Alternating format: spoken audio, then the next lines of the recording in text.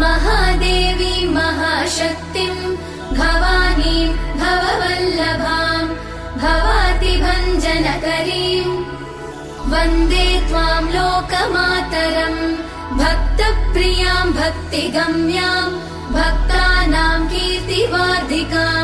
भवप्रियां सतीं देवीं वन्दे त्वां भक्तवत्सलाम् अन्नपूर्णां सदा पूर्णां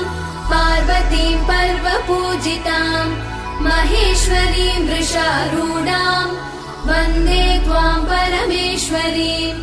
कालरात्रिं महारात्रिं मोहरात्रिं जनेश्वरीं शिवकान्तां शम्भुशक्तिं वन्दे त्वां जननीमुमां जगत्कर्त्रीं जगद्धात्रीं जगत्संहारकारिणीं